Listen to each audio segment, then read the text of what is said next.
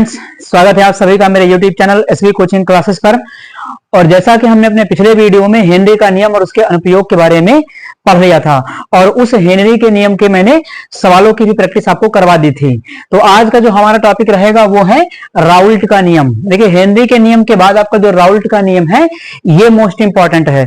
लेकिन एक बात ये ध्यान करिएगा कि जब हेनरी का नियम मैंने आपको पढ़ाया था उससे पहले भी मैंने आपको बताया था कि हमें जो है द्रवीय विलयन पढ़ना होता है और लिक्विड सोल्यूशन पढ़ना होता है। तो लिक्विड सोल्यूशन आपका 3 टाइप का होता था कि गैस की द्रव में विलेयता, द्रव की द्रव में विलेयता और ठोस की द्रव में विलेयता, 3 प्रकार से था। तो वहां पर जो गैस की द्रव में विलेयता था उसको मैंने हेनरी के नियम की सहायता से समझ लिया था। आज जो हमें करना है वो क्या करना है, राउल्ट का नियम। राउल्ट का नियम और हेनरी के नियम में थोड़ा सा डिफरेंस है।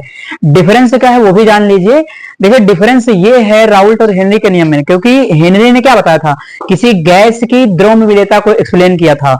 लेकिन राउल्ट का नियम ये नहीं कहता है गैस की द्रव में विलेयता नहीं, जबकि राउल्ट का जो आपका नियम है वो कहता है कि द्रव में द्रव की विलेयता। राउल्ट ने अपने 2 केस बनाए थे। एक बनाया था कि द्रव की द्रव में विलेयता के लिए और दूसरा जो बनाया था ठोस की द्रव में विलेयता के लिए, है ना। हालांकि ठोस में द्रव की विलेयता के लिए वो राउल्ट का नियम नहीं था। लेकिन जब इसके बाद आप पढ़ेंगे अणुसंघ के गुणधर्म तो वहां पर आपको मिलेगा वाष्प दाब का आपेक्षिक अवनमन, यानी relative lowering in vapour pressure. तो वो जब पढ़ेंगे तो वहां पर क्या होगा कि हम वहां पर ठोस को द्रव में विलय करेंगे, यानी ठोस को द्रव में मिलाएंगे। तो वहां पर भी क्या होता है कि राउल्ट अपना नियम लगा देते हैं। तो वो बन जाता है राउल्ट के अनुसार वाष्प दाब का आपेक्षिक अवनमन। तो उसका डिस्कशन हम जब करेंगे तब उसकी बात करेंगे। आज हमें जो पढ़ना है वो राउल्ट का नियम पढ़ना है। और इस राउल्ट के नियम में पहला केस राउल्ट ने ये बनाया है कि एक द्रव को दूसरे द्रव में क्या किया है, मिलाया है ना। उसकी चर्चा आज हम करेंगे यहां पर। तो देखिए क्या लिखा है राउल्ट सलाह में। राउल्ट का नियम कहता क्या है, देखिए इस नियम के अनुसार, यानी यहां तक तो आपको लिखना ही होगा कि इस नियम के अनुसार। ये हो गया क्या लिखा कि किसी ताप पर विलयन के किसी घटक का आंशिक वाष्प दाब कैपिटल P, है ना, आंशिक वाष्प दाब कैपिटल T। हो सकता है कि किताब सीरीज में आपको स्मॉल p भी लिखा हुआ मिल सकता है, तो कोई दिक्कत नहीं है। तो वाष्प दाब कैपिटल P, उसके मोल अंश, देखिए मोल अंश का ये सिंबल है जीटा। मैं इसको x बनाऊंगा, आप x भी बना लीजिएगा, कोई दिक्कत नहीं, क्योंकि जीटा और x में कोई बहुत बड़ा डिफरेंस नहीं है।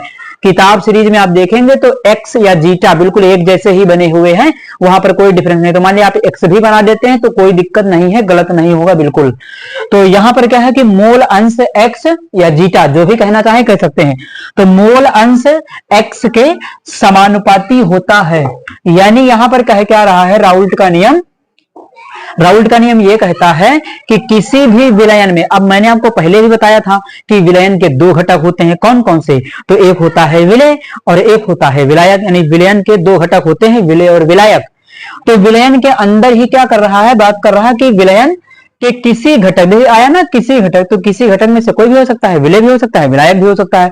तो किसी घटक का आंशिक वाष्प दाब, और ये वाष्प दाब क्या होती है, तो वाष्प दाब वो होती है यानी कि जब किसी द्रव को हम गर्म करते हैं तो उसमें क्या होती है, वाष्प बनती है, और वो वाष्प जो द्रव की सतह पर दाब लगाती है तो उसे हम क्या कहते हैं, वाष्प दाब कहते हैं। अब देखिए यहां पर क्या है, एक शब्द लिखा हुआ है कि आंशिक वाष्प दाब। आंशिक वाष्प दाब क्या है, ये आंशिक कहां से आ गया, केवल वाष्प दाब नहीं हो सकता था, तो आंशिक इसलिए आया है क्योंकि विलयन के अंदर विलय भी होगा और विलायक भी होगा। होगा कि नहीं होगा।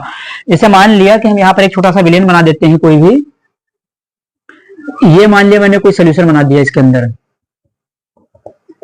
है ना, और यहां पर कोई भी वाष्पशील द्रव मैंने कोई भी विलय मिला दिया है। जैसे मान लिया कि यहां पर मैंने ऐड कर दिया, है ना, जैसे ये है आपका चीनी यानी शक्कर, है ना, तो ये हो गया। और इसमें जल क्या है आपका, विलायक है। तो ये क्या है, जल है, पानी है, वाटर। और यहां पर ये क्या है, विलय है ना। और ये बर्तन क्या है, ऊपर की ओर बंद है। तो जब आप इसको हीट करना चालू करेंगे, गर्म करना चालू करेंगे, ये चीनी का घुला हुआ एक विलयन है ना, इसमें चीनी मिली हुई है और ये बना दिया गया है विलयन। अब विलयन के अंदर क्या होगा, विलय और विलायक दोनों होंगे।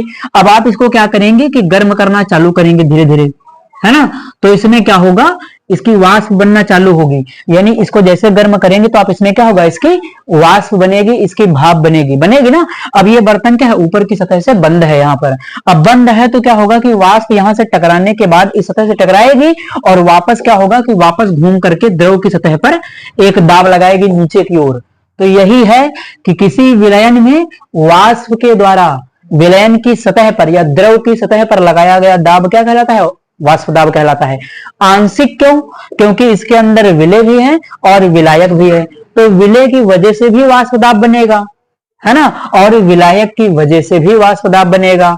इसीलिए क्या जो शब्द जोड़ दिया गया है, आंशिक वाष्प दाब, यानी इसमें कोई एक ही नहीं है, इसमें विलय और विलायक दोनों हैं, है ना। तो यहां पर लिखा हुआ था विलयन, और विलयन के अंदर दोनों होते हैं, विलय और विलायक, इसीलिए लिखा हुआ है कि आंशिक वाष्प दाब या केवल वाष्प दाब लिखा होता जब कोई एक होता दोनों में से, लेकिन यहां दोनों थे तो दोनों में से थोड़ा थोड़ा वाष्प दाब दोनों लगाएंगे, इसीलिए लिखा हुआ यहां पर आंशिक। आंशिक का मतलब क्या था, थोड़ा, तो इसीलिए थोड़ा वाष्प दाब कौन लगाएगा, विलय लगाएगा, और थोड़ा वाष्प दाब किसकी वजह से होगा, विलायक की वजह से होगा, है ना। इसलिए यहां पर लिखा था आंशिक वाष्प दाब। तो देखिए यहां पर आगे क्या लिखा है, हाँ, मूल अंश के समानुपाती होता है, ये है वाष्प दाब P, आंशिक वाष्प दाब P, ये समानुपाती का सिंबल, और ये क्या है, x या जीटा, मूल अंश का सिंबल है ये। तो P समानुपाती किसके है, जीटा के या x के, तो P समानुपाती x हो गया।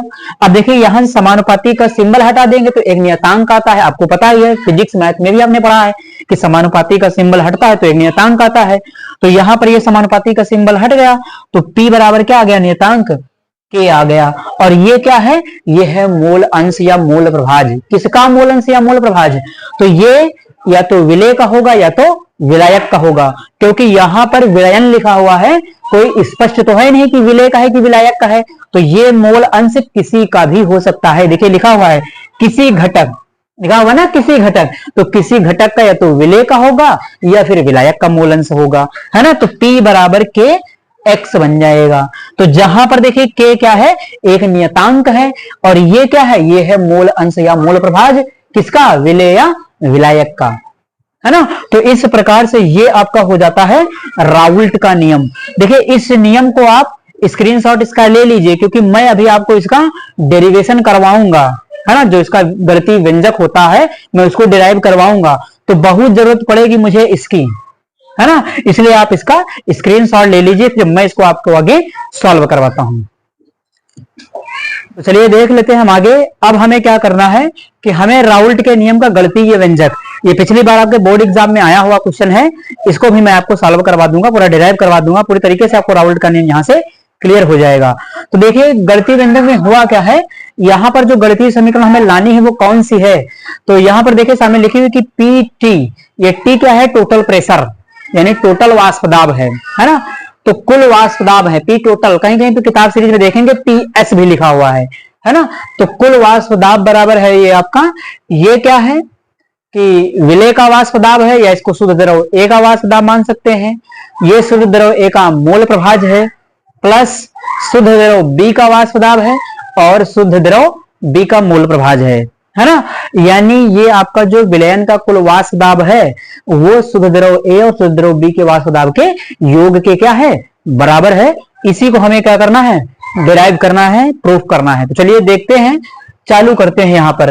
तो सबसे पहले हमें करना क्या होगा, देखिए यहाँ पर आपको समझाने के लिए मैंने 3 डायग्राम ले लिया है ना, क्योंकि यहाँ पर कौन है, आपका A है, B है और एक आपका विलयन है ना, यहाँ पर देखिए सामने भी लिखा हुआ है। तो चलिए यहाँ पर देखते, सबसे पहला जो हमारा ये विलयन लिया गया है, देखिए इसका नाम क्या है, ये है शुद्ध द्रव A, यानी ये कौन है, शुद्ध द्रव A, और इस शुद्ध द्रव A को किताब सीरीज में देखेंगे तो वाष्पशील द्रव भी लिखा हो सकता है, वोलाटाइल, है ना, वोलाटाइल लिक्विड, है ना। तो यहां पर क्या हो सकता है कि वाष्पशील द्रव लिखा हुआ आपको मिल सकता है, कोई दिक्कत नहीं, वाष्पशील भी सही है और शुद्ध भी सही है, दोनों में से जो वर्ड आप यूज करना चाहें दोनों सही, कोई गलत नहीं। तो शुद्ध द्रव कौन सा है, A है ना, यानी यहां पर एक क्या है कि द्रव है, एक लिक्विड है जिसका नाम क्या है, शुद्ध द्रव A, इसका नाम है A। आप इसको समझने के लिए विलय मान सकते हैं, है ना, सॉल्यूट मान सकते हैं विलय, क्योंकि ये विलय, ये विलायक, और विलय विलायक मिलकर क्या बनेगा, विलयन, है ना। तो विलय भी माना जा सकता है, ये विलय है, ये विलायक है और ये विलयन है है ना। तो शुद्ध द्रव क्या है, ये ए है, शुद्ध द्रव ए है। अब शुद्ध द्रव ए के अंदर क्या होगा, जब केवल द्रव ए है आपके पास, उस द्रव को आप गर्म करेंगे तो उसके अंदर क्या होगा, भाप बनेगी, वाष्प बनेगी। तो वहां पर भी वाष्प क्या करेगी, द्रव की सतह पर दाब लगाएगी, प्रेशर लगाएगी ना, तो उसमें भी वाष्प दाब बनेगा कि नहीं बनेगा। तो हम क्या करेंगे, इस पहले वाले द्रव के ऊपर राउल्ट का नियम लगा देंगे। अब राउल्ट का नियम कहता क्या था कि जो वाष्प दाब होता है विलयन के किसी घटक का आंशिक वाष्प दाब कैपिटल पी उस घटक के मोल अंश के समानुपाती होता है। अभी मैंने पीछे आपको पढ़ाया था राउल्ट का नियम, पढ़ाया था ना। तो क्या करेंगे कि इन सभी पर हम राउल्ट का नियम लगा देंगे और जो जो इक्वेशन बनती जाएंगे इनको स्टेप बाय स्टेप सॉल्व करते जाएंगे। तो चलिए देखिए, शुद्ध द्रव कौन सा है आपका, ए है, ये आपका प्योर लिक्विड है ए, और इसका वाष्प दाब कितना, अभी शुद्ध है तो शुद्ध के लिए P0A लिखा हुआ है ऊपर, यानी P के ऊपर क्या लगा हुआ है, जीरो। ये जीरो पहचान है कि जो लिक्विड है वो क्या है, प्योर है, इसीलिए यहाँ पर जीरो लगा हुआ है। आप यहाँ पर देख रहे हैं कि सोल्यूशन में जीरो हटा दिया है, तो अंतर करने के लिए, डिफरेंस करने के लिए यहाँ पर क्या किया कि इस जीरो को यहाँ से हटा दिया है ना। तो चलिए लिख लेते हैं, पहले वाले द्रव के लिए हम लगाते हैं इस पर राउल्ट का नियम। देखिए राउल्ट का नियम क्या कहता था, और इसका मोल प्रभाज्य कितना है, इसका मोल प्रभाज्य है XA, यानी द्रव A का वाष्प दाब कितना है P0A, और मोल अंश या मोल प्रभाज्य कितना है XA, यानी इस द्रव का जो मोल अंश है इसके अंदर वो कितना है XA, है ना। और उसी प्रकार से द्रव B है, इसका मोल अंश कितना है XB, और वाष्प दाब कितना है P0B। उसके बाद इन दोनों को मिला दिया गया तो विलयन बन गया। अब विलयन में क्या है, विलयन में जो द्रव A का वाष्प दाब है वो कितना है PA है, द्रव B का जो वाष्प दाब है वो कितना है PB है ना। इनके मोल अंश क्या है, तो मोल अंश में तो कोई परिवर्तन होगा नहीं, वो तो सेम ही रहेंगे। तो A का मोल अंश कितना है विलयन में XA, और B का मोल अंश कितना है XB, है ना। चलिए तो हम पहले वाले द्रव पर राउल्ट का नियम लगाते हैं। देखिए राउल्ट का नियम क्या कहता था, यहां लिख लेंगे हम P0। देखो इसका वाष्प दाब कितना है, कह रहा था कि वाष्प दाब समानुपाती होता है मोल अंश के, होता है ना। तो चलिए ये हो गया वाष्प दाब किसका है, A का, और समानुपाती किसके होगा, मोल अंश के, किसके, अब द्रव A की बात कर रहे हैं, द्रव A का मोल अंश कितना है XA लिखा हुआ है ना। ये समानुपाती का सिंबल हो गया और यहां लिख लिया हमने XA। इतनी बात समझ में आई। अब ये समानुपाती का सिंबल हटा देंगे तो नियतांक आ जाएगा। नियतांक कौन आएगा, अभी पीछे आया था वही K, तो यहां पर लिख लेंगे हम P0A बराबर क्या हो जाएगा, नियतांक कौन सा आएगा K, यानी वही अपना क्या आ जाएगा K, और ये हो जाएगा XA। इतनी चीज तो आपको समझ में आई होगी। पहले वाले द्रव पर जो द्रव हमारा A है उस पर हमने राउल्ट का नियम लगा दिया है। वो कहता था ना कि जो आंशिक वाष्प दाब है वो मोल प्रभाज्य के क्या हो या मोल अंश के समानुपाती होता है। तो इसका वाष्प दाब कितना है P0A है, इसका मोल अंश कितना है XA है, तो ये समानुपाती इसके हो जाएगा कि नहीं हो जाएगा, P0A इसका वाष्प दाब है, समानुपाती हो गया किसके, इस द्रव के मोल अंश या मोल प्रभाज्य के। तो P0A समानुपाती हो गया XA के, और समानुपाती का सिंबल हटाया तो नियतांक आ गया K, आ गया ना। तो P0A बराबर कितना KXA हो गया, है ना।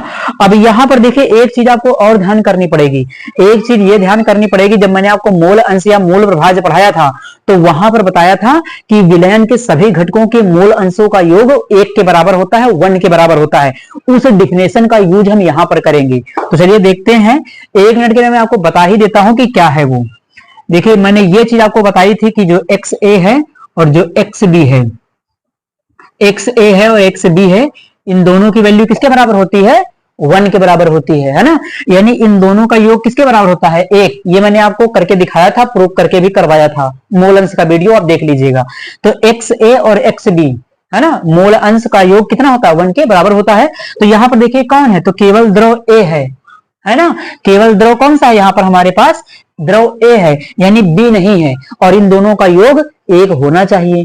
तो कितना मान होगा, देखिए XA, XB तो यहां पर है नहीं, तो XA की जगह पर तो वही रहेगा, XA तो है, B है नहीं, तो ये किसका कितना हो जाएगा 0, तो ये किसके बराबर हो जाएगा 1 के, होगा ना। ये देखिए B तो है नहीं, यहां पर इस द्रव के अंदर B तो है नहीं, तो B का मान कितना हो जाएगा, B का मोल अंश यहाँ पर 0 हो जाएगा। जब यहाँ पर B है ही नहीं तो B का मोल अंश कितना होगा, यहाँ पर B का मोल अंश हो जाएगा 0, और ये कितना हो जाएगा XA + 0, 0 की कोई वैल्यू नहीं, तो XA बराबर क्या हो जाएगा, XA बराबर हो जाएगा आपका ये 1 हो जाएगा। इस वैल्यू को क्या करेंगे हम, इस वैल्यू को हम यहां पर पुट कर देंगे, यानी एक्स ए की वैल्यू कितनी आ गई, 1 आ गई।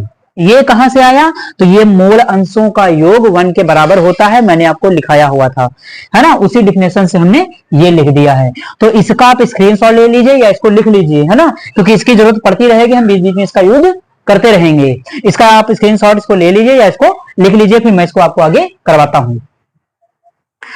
तो आपने इसको लिख लिया होगा।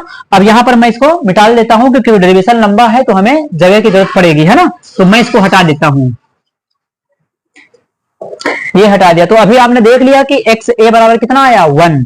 तो यहां पर हम कर लेंगे P0A, एक्स ए की वैल्यू कितनी आई थी, 1, अभी करके दिखाया है, तो K हो जाएगा इंटू क्या हो जाएगा, 1 हो जाएगा। अब इसका गुणा 1 से होगा तो वही रहेगा, तो ये हो जाएगा P0A बराबर किसके हो जाएगा, K के। देखिए ये हो गया, ये हुआ, P0A बराबर किसके हो जाएगा, K के। इसको हमने मान लिया समीकरण नंबर 1। तो ये हमारा द्रव ए के लिए हमने वाष्प दाब और मोल अंश में रिलेशनशिप को निकाल लिया है, कैलकुलेट कर लिया। यानी यहां पर आया P0A वाष्प दाब ए का किसके बराबर होगा, नियतांक K के बराबर होगा। ये स्मॉल k है, ये भी ध्यान रखिएगा, स्मॉल k है ना। तो इस प्रकार से मैंने शुद्ध द्रव ए के लिए लिख लिया है। अब सेम टू सेम क्या करेंगे, इसी प्रकार से जैसे ए के लिए लिखा है वैसे ही द्रव बी के लिए भी लिख लेंगे। तो चलिए बी पर हम क्या करेंगे, राउल्ट का नियम लगा देते हैं। तो देखिए बी के लिए राउल्ट का नियम में क्या लगाएंगे, तो बी के लिए जो आपका बन जाएगा वो क्या बनेगा, बी का वाष्प दाब कितना है, P0B। देखिए यहाँ पर वाष्प दाब कितना P0B है, और बी का मोल अंश कितना है, तो XB। तो फिर राउल्ट का नियम वही कहता है ना, कि जो विलयन का आंशिक वाष्प दाब है उस घटक के मोल अंश के क्या होता है, समानुपाती होता है ना। तो यहां पर क्या करेंगे, इस द्रव के मोल अंश के क्या हो जाएगा, वाष्प दाब समानुपाती हो जाएगा। फिर इस पर राउल्ट का नियम लगा देंगे। तो यहां पर हम लिख लेते हैं इसके लिए P0B। ये तो समझ में आया, ये किसका वाष्प दाब है, द्रव B का। अब हम द्रव B की बात कर रहे हैं, वाष्पशील द्रव B की, या शुद्ध द्रव B की बात कर रहे हैं। तो ये इसका वाष्प दाब है, समानुपाती किसका होगा, किसके होगा, तो ये इसी के मोल अंश, इसका मोल अंश B का कितना है, ये देखिए लिखा हुआ है XB। तो यहां से क्या हो जाएगा, XB हो जाएगा। फिर ये सिंबल हटाएंगे, नियतांक कौन आ जाएगा, K आ जाएगा, है ना। तो यहां पर लिख लें P0B बराबर क्या हो जाएगा, K और XB। ये तो समझ में आ रहा होगा ना, जैसे इसके लिए किया है सेम टू सेम इसके लिए करेंगे, और इन दोनों के लिए भी वैसे ही करेंगे, है ना। तो चलिए देखते हैं यहां पर फिर क्या होगा। अब फिर हम यहां पर क्या करेंगे, वही नियम लगा देंगे जो मैंने पीछे लिखा था। फिर यहां पर मैं आपको बता देता हूं कि सभी मोल अंशों का योग कितना होता है, 1 के बराबर होता है ना। इसको आपको ध्यान रखना होगा, इसी की सहायता से हम यहाँ पर चेंजेस कर रहे हैं। तो यहां पर देखिए कौन है, यहां पर आपका द्रव B है ना, और द्रव B है तो B का मोल अंश यहां पर उपस्थित है, A का मोल अंश नहीं है। और सभी का मोल अंश किसके बराबर होता है, 1 के बराबर होता है। यानी यहां पर A नहीं है तो A का मान कितना हो जाएगा, 0। भाई योग कितना आना चाहिए, 1 के बराबर आना चाहिए। तो यहां पर 0 होगा तभी तो 1 के बराबर आएगा, अगर 1 रख दोगे तो 2 नहीं आ जाएगा, है ना। तो चलिए यहां पर क्या हो जाएगा, A नहीं है तो A की वैल्यू कितनी हो जाएगी, 0। यानी A की वैल्यू 0, और यहां पर क्या है, B उपस्थित है, तो बराबर किसके हो जाएगा, 1 के। ये 0 का कोई मतलब नहीं, ये हट जाएगा तो XB बराबर क्या हो जाएगा, 1 हो जाएगा, ये हो जाएगा। अब ये वाली वैल्यू कहां पुट करेंगे, हम यहां पर पुट कर देंगे, है ना। इस वैल्यू को हम यहां पर पुट कर देंगे तो हमें इसकी समीकरण नंबर 2 मिल जाएगी। इसको भी आप लिख लीजिए या इसका स्क्रीनशॉट ले लीजिए, क्योंकि XB की जगह पर हम क्या लिखेंगे, 1 लिख देंगे। और ये कहां से लिखा, इसीलिए मैंने आपको करके ये दिखाया है ना। तो आप इसको लिख लीजिए। तो आपने इसको लिख लिया होगा। अब मैं इसको हटा देता हूं और यहां पर सीधे XB का मान कितना, 1 रख देता हूं। चलिए तो यहां पर लिख लेते हैं P0B बराबर K, और कितना हो जाएगा, 1। अब ये 1 समझ में आ रहा होगा कहां से आया, मैंने अभी आपको करके दिखाया पीछे। तो ये कितना हो जाएगा, P0B बराबर किसके हो जाएगा, K के हो जाएगा। यानी ये हो गए आपका समीकरण नंबर 2, इसको बना देंगे, है ना। देखिए शुद्ध द्रव A के लिए या वाष्पशील द्रव A के लिए और वाष्पशील द्रव B के लिए मैंने राउल्ट का नियम लिख दिया है ना। राउल्ट का नियम मैंने इन दोनों विलयनों के लिए लिख दिया, इन दोनों द्रवों के लिए लिख दिया है है ना। अब क्या करेंगे, तो ये मैंने शुद्ध द्रव के लिए लिख लिया। अब हम करेंगे इस विलयन के अंदर ए और बी का वाष्प दाब क्या कहता है, उस पर राउल्ट का नियम लगा देंगे। तो चलिए, विलयन के अंदर क्या है, ए भी है और बी भी है, और डिफरेंस करने के लिए यहां पर क्या है, जीरो हटा दिया गया है ना, ताकि पता चले कि ये किसका वाष्प दाब है, विलयन का वाष्प दाब है। ये वाष्प दाब जीरो वाले किसके हैं, तो जीरो वाले वाष्प दाब हैं शुद्ध द्रवों के, जो ए और बी आपके शुद्ध द्रव हैं, ये वाले इनके वाष्प दाब है, इसीलिए यहां पर जीरो लगा हुआ है। तो चलिए इसको हम कर लेते हैं। अब क्या करेंगे, इसमें ए और बी दोनों हैं, तो नंबर से हम दोनों पर राउल्ट का नियम लगा देंगे। तो चलिए सबसे पहले हम किसके कर लेते बात, हम लिख लेंगे कि विलयन में द्रव ए का वाष्प दाब, है ना।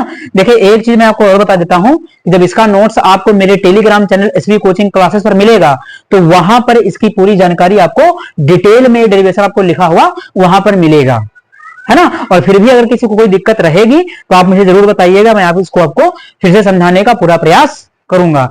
तो चलिए हम इस पर लगा देते हैं, विलयन के अंदर हम द्रव ए का वाष्प दाब लिख लेते हैं।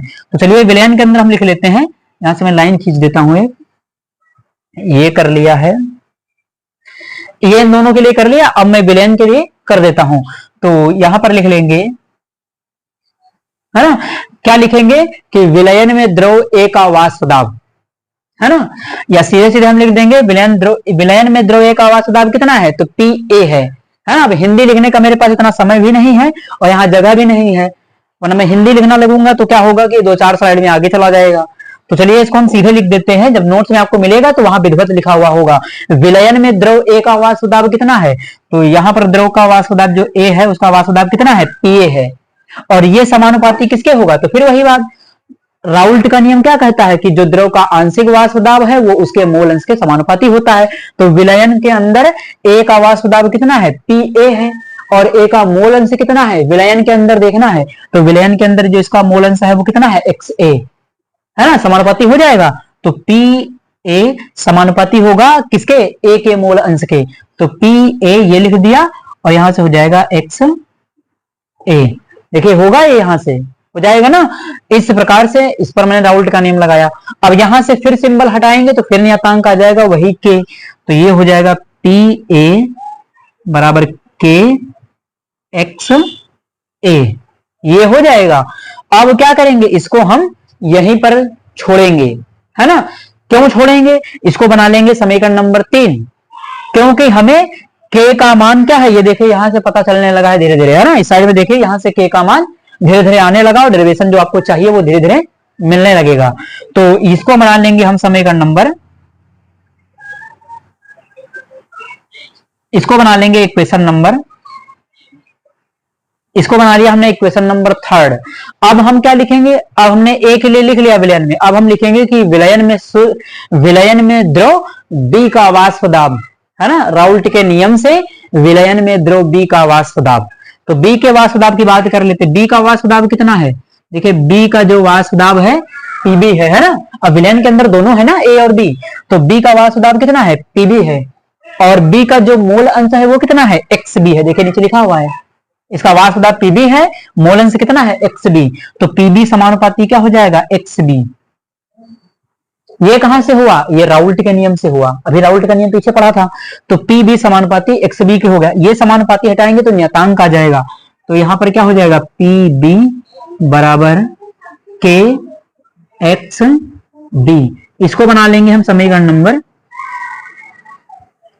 4, है ना। इसको क्या बना लेंगे, समीकरण नंबर 4। तो ये 3 बना लिया, ये 4 बना लिया। अब देखिए समीकरण 1 और 2 को जरा गौर से देखिए, कुछ नजर आ रहा है ना। तो देखिए के से क्या, देखिए समीकरण नंबर 1 से क्या है, के बराबर P0A, यानी एक जो समीकरण नंबर 3 है उसमें के की जगह पर हम क्या कर सकते हैं, P0A लिख सकते कि नहीं लिख सकते, देखिए लिख सकते हैं ना। और जो समीकरण नंबर 4 है उसमें के की जगह हम क्या लिख सकते हैं, देखिए बी के लिए यहां पर बी है, यहां पर ए है, तो ए वाले में देखिए क्या आया था, ये आया है, और बी वाले में देखिए क्या आया है, बी वाले में ये आया है, यानी इसके के की जगह हम क्या करेंगे, ये वाला के का मान रख देंगे। यानी समीकरण 1 का मान, देखिए समीकरण 1 का मान समीकरण 3 में तथा समीकरण 2 का मान समीकरण 4 में रखने पर, यानी समीकरण 1 का मान समीकरण 3 में रख देंगे और समीकरण नंबर 2 का मान समीकरण नंबर 4 में रख देंगे, है ना। यही करना है मुझे आगे। तो चलिए मैं इसको कर देता हूं इस साइड में, यहां पर इसको जरा 1 मिनट के लिए हटा देते हैं यहां से, इसको इस साइड में लिख देता हूं, ये है हमारा विलयन, है ना। इसको हटा देते हैं, यहां पर कर देता हूं,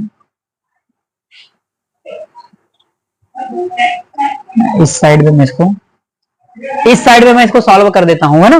तो क्या लिखेंगे कि समीकरण नंबर 1 का मान समीकरण नंबर 3 में और समीकरण नंबर 2 का मान समीकरण नंबर 4 में रखने पर। तो यहां एक लाइन लिख देते हैं कि समीकरण 1 का मान समीकरण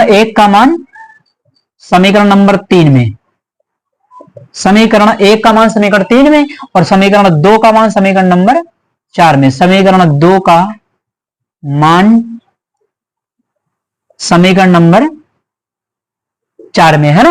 हो सकता है कि यहां पर जगह कम होने की वजह से मैं पूरी बातें नहीं लिख रहा हूं, तो इसको आप समझने का प्रयास करिएगा, है ना। आप हिंदी में थोड़ा बहुत लिख सकते हैं, एडजस्ट कर सकते हैं इसको कि समीकरण 1 का मान समीकरण नंबर 2 पर, तो दो बार समीकरण मैंने नहीं लिखा है, सीधे सीधे लिख दिया है, तो आप पूरा लिख लीजिएगा।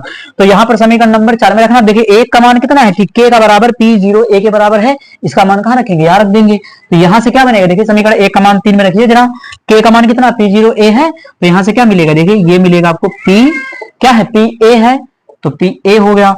k का मान कितना है, देखिए p0 है ना, तो यहां पर हो जाएगा बराबर p0a, ये हो जाएगा। मोल अंश कितना है, xa, यानी ये दिया गया आपको मोल अंश xa। देखिए धीरे धीरे मिलने लगा, वही जो मुझे डिराइव करना था वो ऊपर आने लगा, है ना। अब क्या कर देंगे, उसके लिए हम समीकरण नंबर 2 का मान समीकरण नंबर 4 में, तो समीकरण 2 को देखिए, ये 2 का मान देखिए k बराबर कितना है p0b, और इसका मान यहां पर देखिए कितना, यहां पर हम k की वैल्यू पुट कर देंगे। तो 2 का मान समीकरण नंबर 4 में रखिए, तो 2 का मान जब 4 में रखेंगे तो ये हमें मिल जाएगा समीकरण 2 का मान समीकरण 4 में, 4 ये है, 2 का मान वहां रखिए जाकर के, तो बनेगा pb बराबर, ये कितना है, ये है p0b, ये बन जाएगा p0b, और ये क्या बनेगा xb। ये तो आपको समझ में आया होगा। हमने जहां जहां पर k था, देखिए यहां पर k है, ये k, तो इस k का मान किसके बराबर है, k का मान है p0a के बराबर। देखिए ये है, तो k की जगह पर हमने क्या किया है, p0a लिख लिया, k की जगह पर हमने p0a लिख लिया, तो ये बन गई हमारी देखिए समीकरण, हो गया ना। इसी प्रकार से 2 का मान हमने 4 में रख लिया है, तो ये वाली हमारी इक्वेशन बन गई है। अब क्या लिखेंगे इसके आगे, अब हम लिख देंगे कि विलयन का कुल वाष्प दाब Pt बराबर Pa प्लस Pb। भाई अगर विलयन क्या है, विलय और विलायक से मिलकर के बनेगा, तो हमने विलय का वाष्प दाब, इसको आप विलय कह सकते हैं, इसको आप विलायक कह सकते हैं, तो विलय का वाष्प दाब प्लस विलायक का वाष्प दाब, इन दोनों को जोड़ देंगे तभी तो विलयन का वाष्प दाब मिलेगा, यानी विलय और विलायक को जोड़ेंगे तभी तो विलयन का वाष्प दाब मिलेगा। तो हम यहां पर लिख देंगे कि विलयन का कुल वाष्प दाब, विलयन का कुल वाष्प दाब, विलयन का कुल वाष्प दाब बराबर क्या हो जाएगा, Pt बराबर, देखिए P टोटल बराबर किसके होगा, Pa प्लस Pb के होगा। देखिए ये होगा Pt बराबर Pa प्लस Pb। अब देखिए Pa और Pb की वैल्यू, दोनों वैल्यू पता है यहां पर, देखिए ऊपर है ना, इन दोनों की वैल्यू यहां पर हम पुट कर देंगे और हमें जो चाहिए था वो इक्वेशन हमें मिल जाएगी। तो चलिए यहां पर लिख देते हैं Pt बराबर P0 XA प्लस P0B और XB, ये हमारी आ गई इक्वेशन जो हमें प्रूव करनी थी, जो हमें डिराइव करनी थी, है ना। इस प्रकार से मैंने आपको ये इक्वेशन प्रूफ करवा दी है। यहां पर a छूट गया है, इसको लिख लीजिएगा, Pt बराबर P0A XA, ये a का मोल अंश है, P0B ये b का वाष्प दाब है और ये b का मोल अंश है। तो जो समीकरण मुझे लानी थी वो मैंने आपको इक्वेशन डिराइव कर दिया है, प्रूफ कर दिया है। ये इक्वेशन बहुत ही आसान, इसकी एक दो बार प्रैक्टिस करेंगे आप। द्रव ए पर राउल्ट का नियम लगाइए, द्रव बी पर राउल्ट का नियम लगाइए, फिर उसके बाद विलयन में आ जाइए, विलयन में भी दोनों है ए और बी, तो ए पर विलयन के अंदर क्या करिए, विलयन के अंदर ए पर राउल्ट का नियम लगा दीजिए, बी पर विलयन के अंदर राउल्ट का नियम लगा दीजिए। राउल्ट के नियम से ये आपकी इक्वेशंस बन जाएंगी। उसके बाद समीकरण 1 का मान 3 में रख दीजिए, 2 का मान समीकरण नंबर 4 में रख दीजिए, ये वाली इक्वेशन आपकी बन जाएंगी दोनों। और विलयन का कुल वाष्प दाब जो होगा वो विलय और विलायक के वाष्प दाब के बराबर होगा, है ना। तो वहां से क्या हो जाएगा, Pt बराबर Pa प्लस Pb। अब Pa और Pb की वैल्यू कहाँ है, तो Pa की वैल्यू ये है और Pb की वैल्यू ये है, तो दोनों को हम क्या कर देंगे, यहाँ पर वैल्यू रख देंगे और ऐड होकर के हमारा कुल वाष्प दाब Pt बराबर P0A XA plus P0B XB हमें मिल जाएगा। तो इस प्रकार से मैंने इसका डेरिवेशन आपको करवा दिया है। आप इसका स्क्रीनशॉट ले लीजिए, फिर मैं इसका जो ग्राफ बनता है उसको आपको समझा देता हूं। चलिए मैं आपको राउल्ट के जो गणितीय व्यंजक आपका आया है इसकी सहायता से इसका जो ग्राफ बनता है उसको भी मैं आपको एक्सप्लेन कर देता हूं। तो देखिए यहां पर जो राउल्ट का नियम आया वो पीटी बराबर P0 AXA plus P0 BXB आपका आया हुआ था। और यहां पर रिलेशन देख लीजिए, पीटी बराबर PA प्लस PB, यानी कुल वाष्प दाब क्या होता है कि द्रव A और B के वाष्प दाब के योग के बराबर होता है ना। तो चलिए यहां पर हम सबसे पहले लिख लेते हैं, ग्राफ बनाने के लिए हम लाइनें ले लेते हैं। इसको मैंने मिटाना नहीं है, आपको समझाने के लिए। तो यहां पर देख लीजिए, हम इसको बना देते हैं ग्राफ इसका।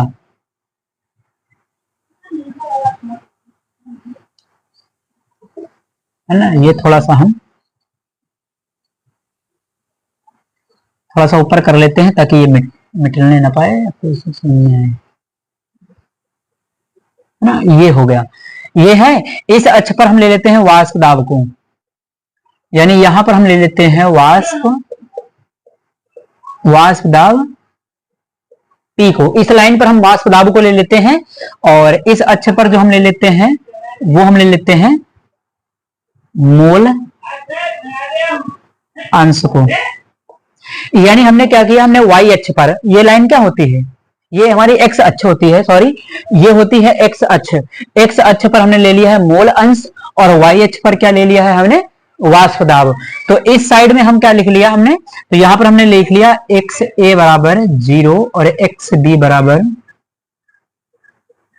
1, है ना। इसको मिटा लेते हैं, कंफ्यूजन हो सकता है आप लोगों को, इसको हटा देते हैं यहां से, है। तो यहां पर XA कितना है, 0 है, और XB कितना है, 1 है। और इस साइड में हम लिख लेते हैं कि XA यहां पर हमारा हो गया 1 और XB कितना है, 0। इस लाइन पर जो हमने लिया है वो वाष्प दाब किसका ले लेते हैं, B का, क्योंकि यहां पर देखिए XA कितना है, 0 है। तो जब XA है नहीं, ध्यान दीजिएगा, जब यहां पर XA है नहीं तो इस लाइन पर वाष्प दाब किसका बनेगा, B का बनेगा ना। यहां पर XA है ही नहीं, तो जब XA है ही नहीं तो XA का वाष्प दाब कहां से आएगा। यानी यहां पर कौन है, XB कौन है, 1 है, यानी XB का मान क्या है, 1 है, XB प्रेजेंट है। तो इस लाइन पर जो वाष्प दाब होगा वो किसका वाष्प दाब होगा, XB का, है ना। और XB का वाष्प दाब कितना होगा, PB, वाष्प दाब वही तो होगा, PB, अभी लिखाया था पीछे, और यहां भी सामने लिखा हुआ है PB, है ना। तो चलिए यहां पर हम लिख लेते हैं इसका वाष्प दाब, ये लिख लिया हमने PB, है ना। तो यहां पर हमने लिख लिया PB, तो यहां पर हमने लिख लिया B। अब केवल B था तो B का देखिए शुद्ध है, केवल B है ना, तो केवल B है यानी शुद्ध है, तो शुद्ध का वाष्प दाब कितना होगा, P0D होगा, है। उसके बाद अब यहां पर देखिए, यहां पर कौन है, यहां पर XA है, अब यहां B नहीं है, तो इस लाइन पर किसका वाष्प दाब होगा, A का होगा, है ना, A का वाष्प दाब होगा। तो यहां पर हम लिख लेते हैं A का वाष्प दाब। और यहां पर जब केवल A है तो A का वाष्प दाब केवल, यानी विलयन के अंदर, यानी जो आपका शुद्ध द्रव A है, शुद्ध द्रव A का वाष्प दाब कितना था, P0A। अब देखिए यहाँ पर शुद्ध शुद्ध की बात की जा रही है, विलयन की बात नहीं की जा रही है, शुद्ध शुद्ध की बात की जा रही है ना। तो शुद्ध शुद्ध के लिए क्या होगा, P0A P0B। तो यहाँ केवल B था इसलिए इसका वाष्प दाब P0B हो गया। यहाँ पर केवल A है तो यहाँ पर क्या होगा, P0A होगा, यानी ये हो जाएगा P0A। ये वाष्प दाब को समझ में आया।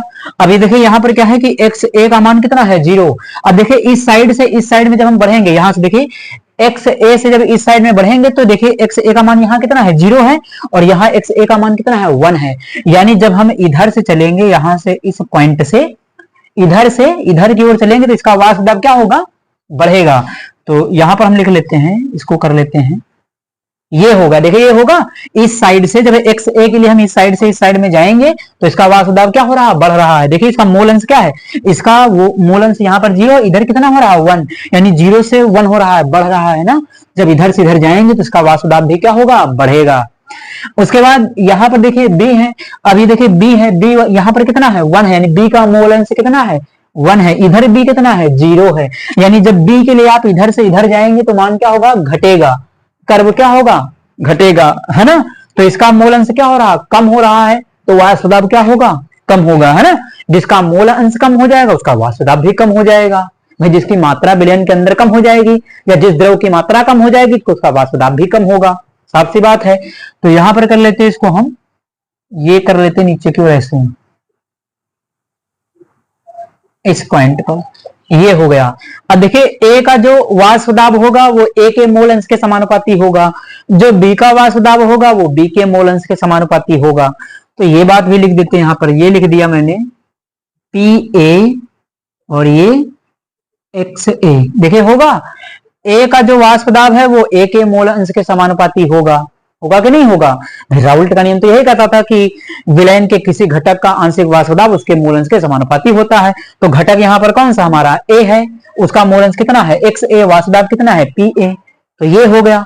उसके बाद क्या करेंगे, उसके बाद जो हम करेंगे बी के लिए भी लिख लेंगे। अब बी का जो वाष्प दाब होगा वो बी के मूल अंश के समानुपाती होगा। तो यहां पर हम बी के लिए लिख देते हैं पी बी समानुपाती किसके हो जाएगा, एक्स बी के। देखिए ये होगा, होगा कि नहीं होगा। अब यहां पर एक चीज और देख लीजिए, शुद्ध शुद्ध को जब जोड़ते हैं तब हमें विलयन मिलता है, इसीलिए यहां पर जीरो जीरो नहीं लगा है। देखिए है ना, ये क्या है, दोनों शुद्ध शुद्ध वाले जुड़ गए ना। देखिए ये वाला क्या था, ये शुद्ध शुद्ध पी बी था, और ये क्या है एक्स बी है। देखिए ये है ना पी बी और एक्स बी, अब ये शुद्ध वाला है और इन दोनों को शुद्ध वाले से ही हम विलयन बनाते हैं। तो विलयन के लिए क्या हमने लिख दिया पी बी समानुपाती किसके होगा, एक्स बी के होगा, है ना। यानी इन दोनों को जब ऐड करने पर हमें विलयन का मिलेगा। तो ये क्या है कि विलयन में ए का वाष्प दाब है, ये क्या है विलयन में बी का वाष्प दाब है, ध्यान दीजिएगा, है ना। अब क्या करेंगे कि इन दोनों लाइनों को हम मिला देंगे तो हमें क्या मिल जाएगा, देखिए ए और बी को जब जोड़ देंगे तो कुल वाष्प दाब पीटी बराबर P A plus P B आपको मिल जाएगा। तो जरा इस लाइन को इस लाइन से मिला दीजिए यहां पर। तो चलिए यहां पर मिला देते हैं इसको हम, ये कर लेते हैं डॉट डॉट डॉट ऐसे, ये कर लिया। देखिए इस लाइन को जब इस लाइन से हम मिला देंगे तो हमें विलयन का कुल वाष्प दाब मिल जाएगा। तो ये हो जाएगा पीटी बराबर पी ए प्लस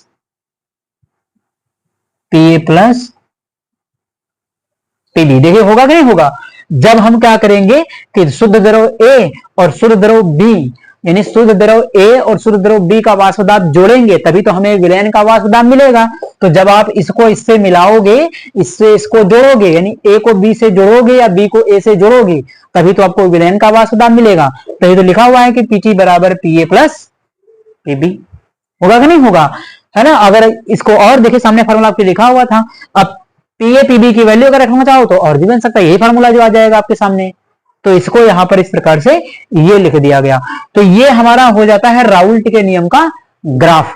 उम्मीद करता हूं कि ये आपको राउल्ट के नियम का जो ग्राफ है बिल्कुल समझ में आ गया होगा। आज मैंने आपको राउल्ट का नियम में जो भी जितना भी पढ़ाया है वो सभी आपको बिल्कुल क्लियर हो गया होगा, समझ में आ गया होगा। यदि आपको कहीं पर भी कोई दिक्कत समस्या परेशानी होती है तो आप मुझे कमेंट बॉक्स में कमेंट करके बता सकते हैं। तो वीडियो को शेयर करते रहिए। Thanks for watching this video.